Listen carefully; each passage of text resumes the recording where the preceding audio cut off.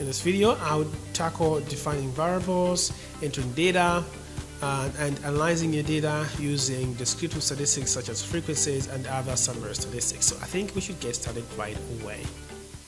Right, so I've opened SPSS. You see that the interface may look similar if you have ever used Microsoft Excel. It looks like a spreadsheet. This spreadsheet is divided into two. There is the data view here, which is where you see your actual data, and there's the variable view, which is where you actually define and edit the questions that you've been asking on your survey or whatever questionnaire that you have. The first thing that you do when you come to SPSS, if you don't have data, is obviously to bring data in. And what I would do is I'll show you how you can create variables and enter data. Right, so I have a little questionnaire that I'll be using.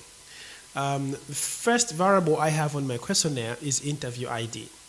The rule of the variable names is such that you need to not include any spaces in the name and no symbols and or any special characters. Okay, so I'll just say interview ID.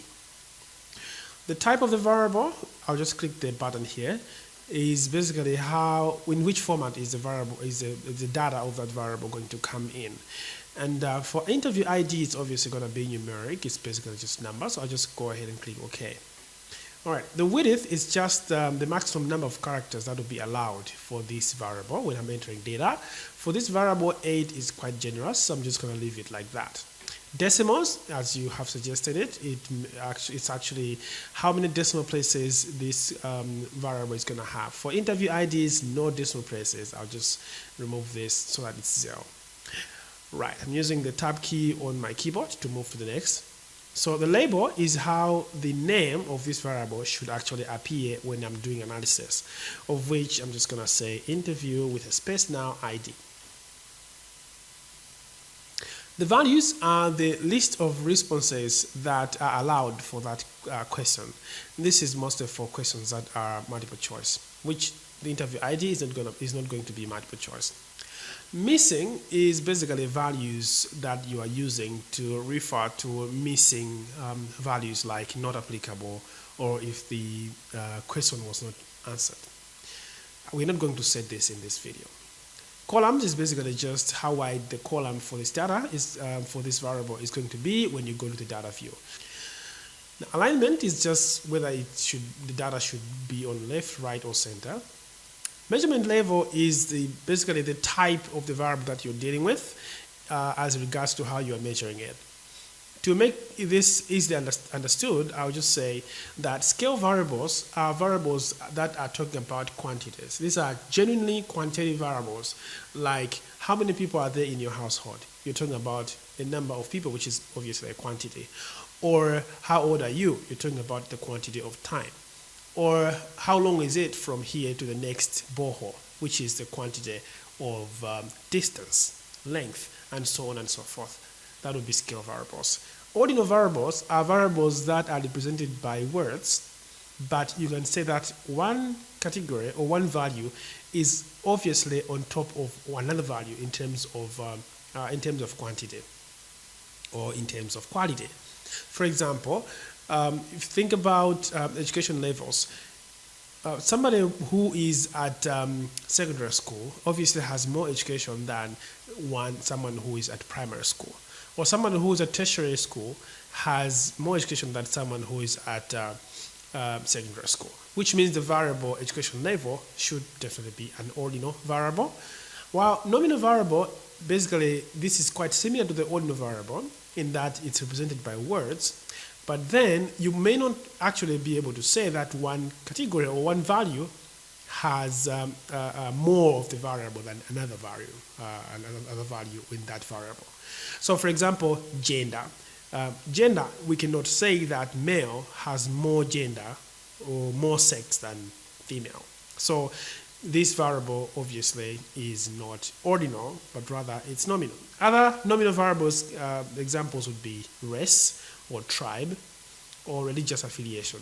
We cannot say that Christianity or being Christian is more religion than Islam. They're just names of religions.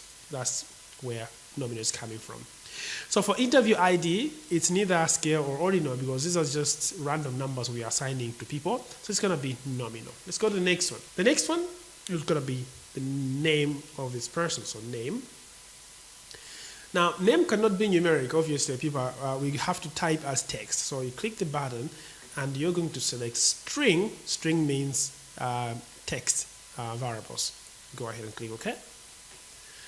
And then you go ahead to insert the label, which is just going to be name. Are you going to have any values? No, I may not be able to possibly know all the names so that I can fill them beforehand. So this is just going to be an open-ended question, no values, no multiple choice whatsoever. Most of string variables are nominal, so I'll just leave nominal as a default.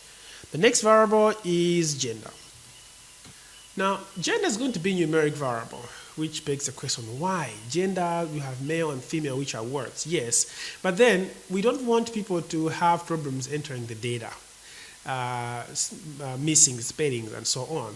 This variable is very important. So, what we do is, we specify values. So, we have numbers that represent the values of gender, which are words.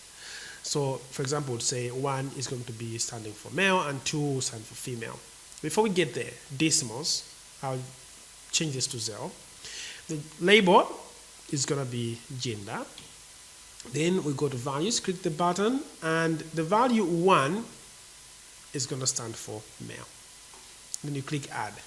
The value 2 is going to stand for female. And they'll click add. And that's enough. You click OK.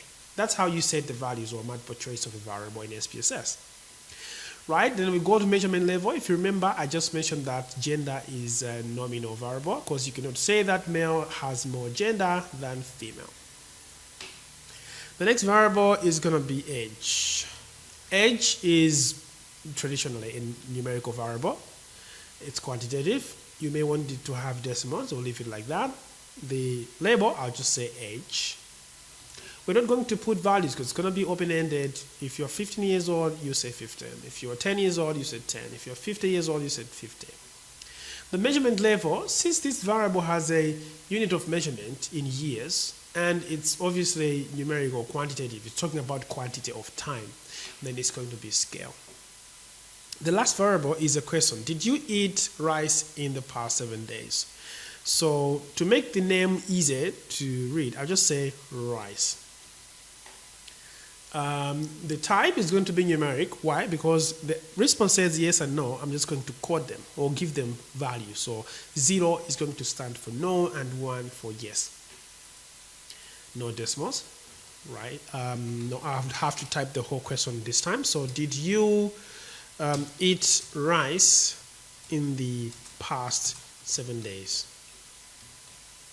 I have to set the values. So I click the button. The values will be 0 is no, and 1 is yes. Then I click add and click OK. So we made debate here on the measurement level. Is this a scale variable or sorry, is this an ordinal variable or nominal? It cannot be scale because obviously you're talking about no and yes, which are words.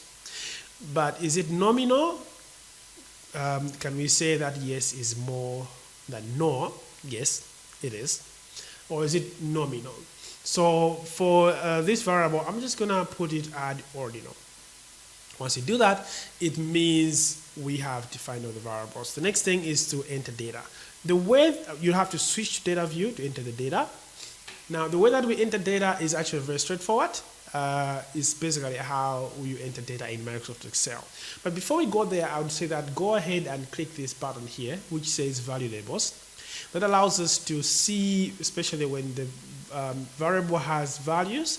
So if we type 1 for male, it should actually show us male instead of showing us 1. So you turn that on. Then we'll go ahead and start entering data.